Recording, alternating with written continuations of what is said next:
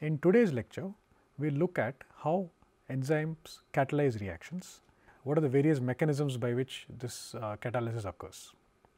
Okay, as we looked at last time, a major part of the enzyme catalysis is in binding.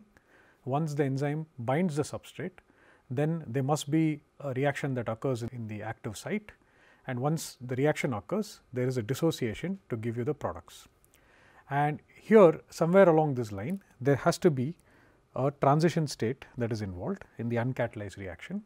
And now in this transition state, since there is an acceleration of the reaction, the newer transition state that is being generated must be of lower energy. So, with this general picture, let us look at the various mechanisms by which enzymes can catalyze reactions. So, before that, let us look at a general picture of transition states. So, imagine a reaction A goes to B. Okay. A typical energy profile will look in the following manner. You have a starting material, you have a product, and there is a barrier that the starting material has to cross to get across to the product. And this barrier is represented by activation energy or by delta G double dagger. Okay. Although these two terminologies are not necessarily interchangeable, but for the purpose of this course, we will use them in an interchangeable manner. So, intuitively, what we can determine from, or experimentally what we can determine from a reaction is actually the rate of a reaction. So, from the rate we can deduce what is the activation energy. Okay. We will not go into those details at this point. However, suffice to say that when the transition state is stabilized, it would result in acceleration of the reaction. So, what it means is that if the barrier required is actually significantly lower when compared to the parent reaction, then the reaction rate would go up. So, if you take let us say a series of reactions of substrates which are related structurally, the assumption one could make is that the ground state energy of these reactants do not change a whole lot, neither does the ground state of the products. However, when the transition state is stabilized, you will see an acceleration in the rate. Okay. So, the rate of the reaction is dictated to some extent by the stability that can be imparted to a transition state. On the contrary, you could also have a situation where the transition state is not perturbed a whole lot. So, this energy difference is not a whole lot, but if the ground state energy goes up, okay, then you would still have the same result of acceleration in reaction. In reality, in enzyme catalysis, it is a combination of these two factors, that is, the ground state energy can also go up and the transition state energy can also go down. The combination of these two factors results in catalysis. So, with this background, let us look at some mechanisms of enzyme catalysis. So, there are several broad ways in which one understands enzyme catalysis. So, we will look at some of these cases in detail over the period of this lecture and the next lecture. So, the first one is approximation. So, here what we will understand is that when you bring the reactants close to each other, then it can result in a dramatic increase in the rate of a reaction. The second concept is covalent catalysis. Here you change the outcome of or you accelerate the reaction by changing the intermediate that is involved during the reaction course. And then we will also look at general acid base catalysis and how transfer of a proton or a hydronium or a hydroxide ion in an appropriate manner can result in catalysis. And we will also look at electrostatic catalysis, desolvation which results in increased rate, and also strain and distortion. Together these effects result in, as I mentioned earlier, it results in the stabilization of the transition state or destabilization of the ground state and result in acceleration of the rate of the reaction. Okay, now let us look at approximation. Approximation is as I mentioned earlier, is a rate enhancement by proximity. Okay. So, for a reaction to occur, let us say A and B, they need to collide, and this collision occurs when they are in close proximity and they give out the products, let us say C and D. Okay. But in reality or in an enzyme, the enzyme can bind the substrates or in a particular case a single substrate in a manner such that it can bring one of the reactants and the other reactant close to each other, and because they are brought close to each other, the degrees of freedom that are required to be overcome to reach a favorable transition state is lower. Okay. So, of course, there is a loss of rotational and translation entropy in this process, but this entropy loss is offset by a favorable binding energy. Okay. So, here the binding of the substrate, which is the first step in enzyme catalysis, provides the driving force for catalysis. Okay.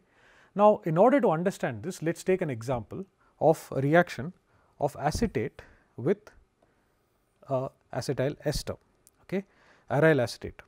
Okay. So, now here in this case the acetate attacks the aryl ester and kicks out aryl oxide ion, which kicks out aryl oxide ion. Okay. So, this reaction, as you can imagine, would be a second order reaction, and if you measure the rate constant at 30 degrees, you get a value of 3.36 times 10 power minus 7 per molar per second. Okay.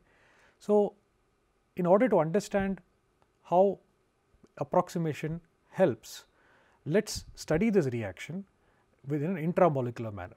Okay. So, what we are doing here is we are conducting the same experiment, but with a reaction with an intramolecular reaction. So, here you have the starting materials are located in the same molecule. This type of mechanism can operate and give out aryl oxide. Okay. If we measure the rate of this reaction and derive a rate constant, we would get a first order rate constant, because this is dependent only on the starting material in this case, and the value of this is 7.39 times 10 power minus 5. And similarly, when we carry out this reaction over multiple substrates, we find that the rates of the reactions are in these values. Okay. But in order for us to understand approximation, we cannot compare a first order rate constant and a second order rate constant. So, we need to figure out some way in which we can actually compare these two values. And so, in order to do that, what we do is we define a term known as effective molarity. Okay. Effective molarity is nothing but the concentration of a reactant required to cause the intramolecular reaction to proceed at the same rate as the intramolecular reaction. Okay.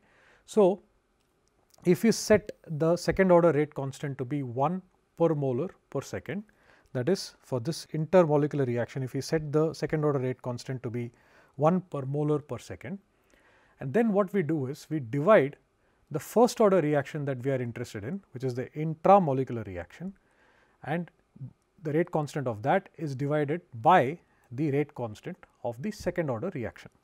So, that is what we define as effective molarity. Okay. So, if I do this division, then I get a value of 220 molar. Okay. Now, what is the meaning of this 220 molar? What it means is that this is the concentration of acetate that is required in an intermolecular reaction, where the rate of the reaction can match the intramolecular reaction. Okay. So, it means that you need a very extremely high concentration of acetate for this reaction to proceed at the same rate as the intramolecular reaction. Okay. To put this in perspective, if you take water, pure water, the concentration of water in pure water is 55 molar. So, it is impossible to reach this high concentration of 220 molar of acetate. Okay. So, therefore, what this effective molarity is a very useful term for us to understand the effect of bringing together the two reactants in the same molecule. So, it appears that holding these groups proximal to one another, particularly in the case of when the orbitals are in a favorable overlap condition, that the enzyme substrate complex aligns it in such a manner that the reaction goes in a very rapid manner, and it becomes an important contributor to catalysis. I will repeat, holding these groups proximal to one another especially in an enzyme substrate complex, the reacting groups are aligned in such a manner that favorable interactions occur and it results in a very great acceleration in the rate of the reaction. Okay. And these types of intramolecular reactions can go up to 10 power 16 molar, effective molarity can be 10 power 16 molar. So, that is a tremendous increase in the rate of the reaction when compared to an intermolecular reaction. Okay.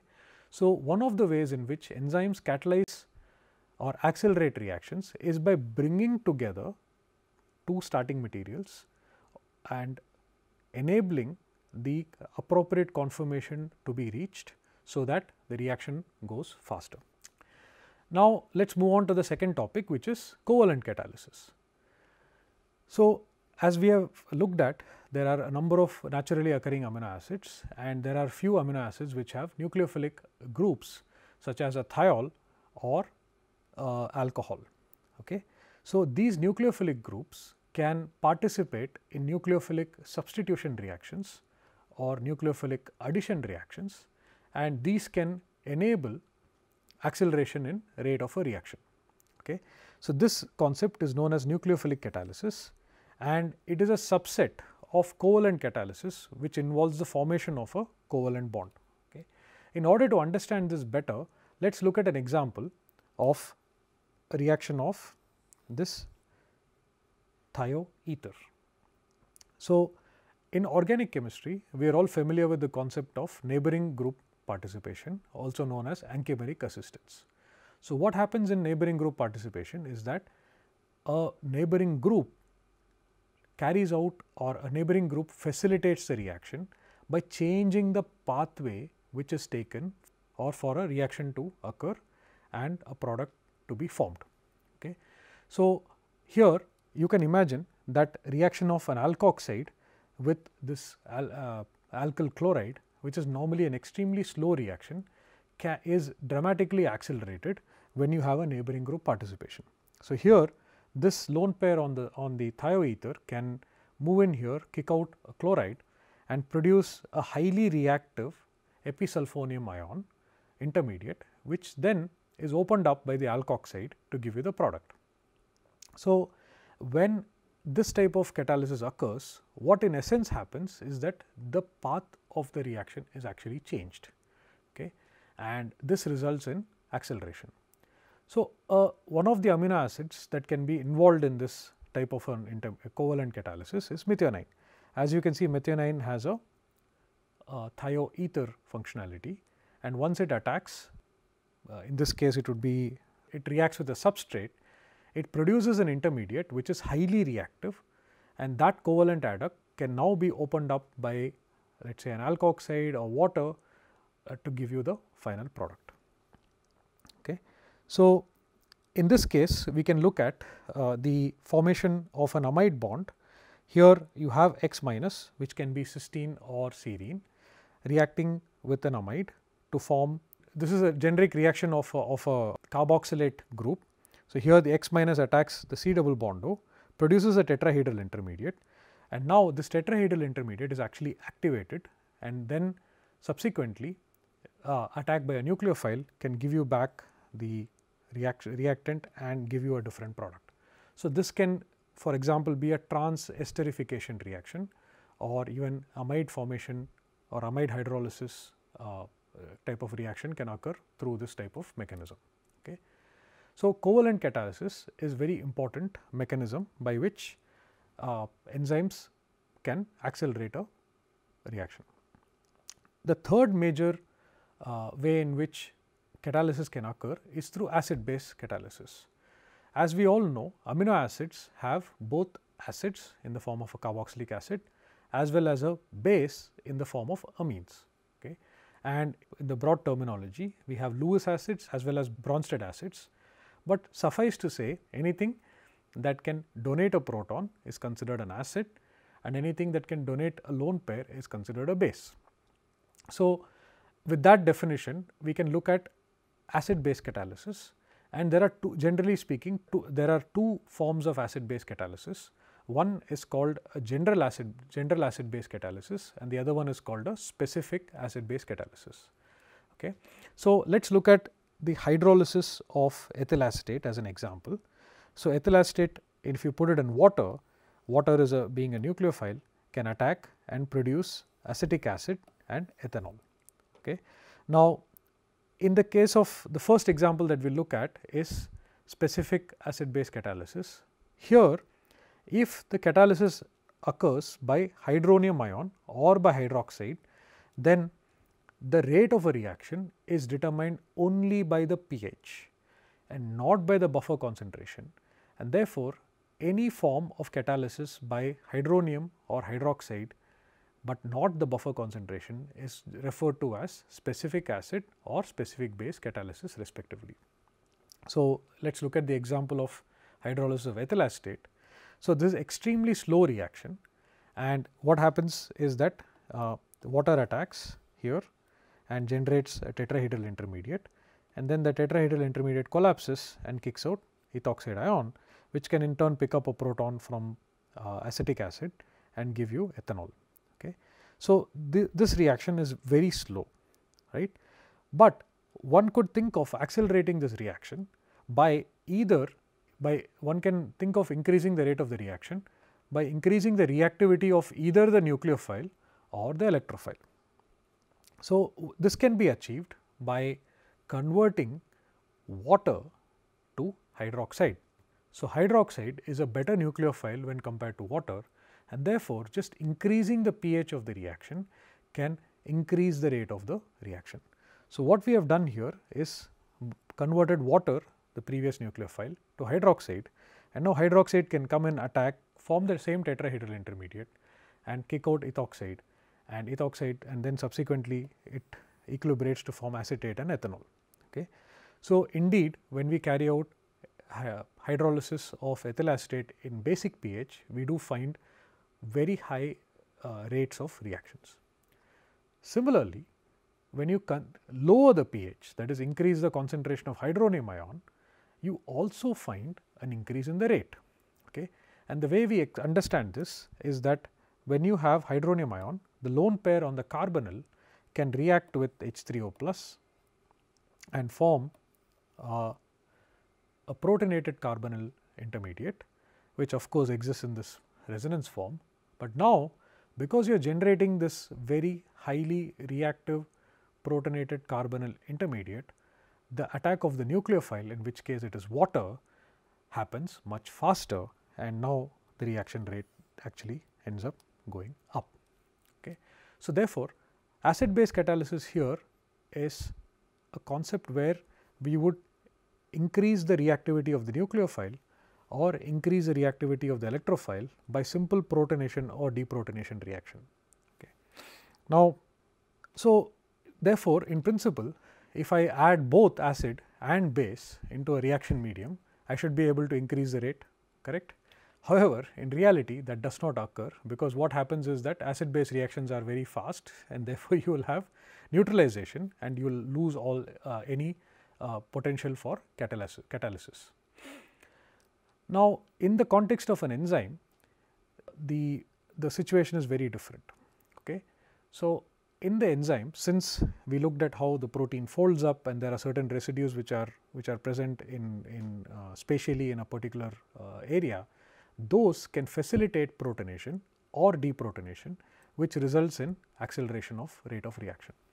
So, here is an example of a relay type of mechanism, where this base here can donate a proton to water, which will generate hydroxide ion, which can then attack a carbonyl, and which in turn can pick up a proton from another base, from another acid, and produce the base.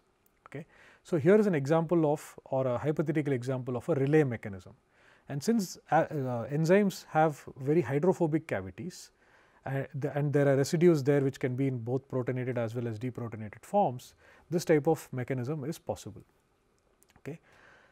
We need to understand here that we all are familiar with the concept of pKa, which is a measure of how strong a particular acid is, but we need to appreciate that pKa measurements are typically are always carried out in water.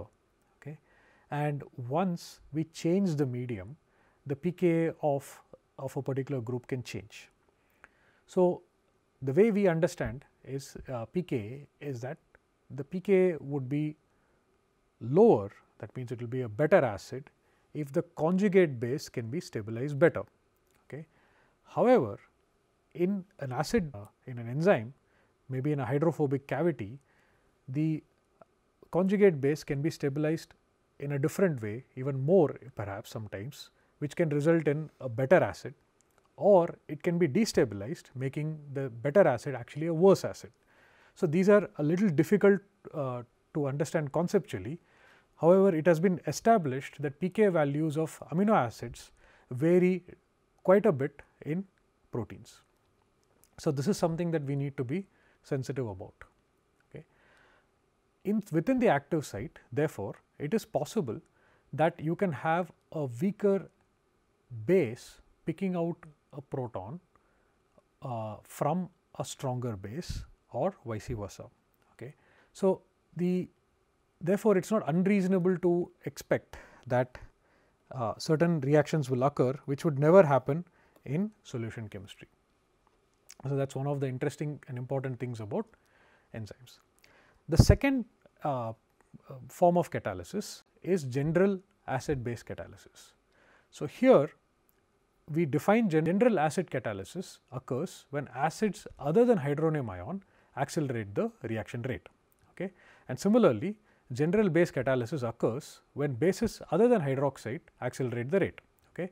So, inside an enzyme, for example, the amount of free water that is present is generally very low, and therefore, you would have other sources of acid and base which can do the protonation and deprotonation. Now, how does one understand, or how does one distinguish general acid base catalysis from specific acid base catalysis? So, we looked at previously specific acid base catalysis. If I increase the pH, the rate of the reaction goes up, and if I decrease the pH, the rate of the reaction goes up. Okay. So, therefore, in specific acid base catalysis, the reaction rate is dictated exclusively by the pH of the medium. In general acid base catalysis, even if the pH is the same, but if you increase the buffer concentration and if you observe that the rate of the reaction goes up, then we would conclude that general acid base catalysis is operational. Okay. So, at constant pH as well as ionic strength, if you have an acceleration in the rate, right, just by increasing the buffer concentration, you have acid base catalysis. Enzyme mediated catalysis are general acid base catalysis reactions. Okay. And here, as I mentioned earlier, acidic or basic residue at the active site is used to facilitate the proton transfer. If you recall, we were looking at the relay mechanism, where a base can transfer a proton to the other end of the active site by just a relay mechanism. Okay. So, let us look at an example of chymotrypsin. So, chymotrypsin is a enzyme that cleaves peptide residues. Okay. So, here this aspartate over here, which is in a deprotonated state, can pick up a proton from histidine, and histidine is one of the functional groups which can act as a acid as well as a base depending on the context. Okay.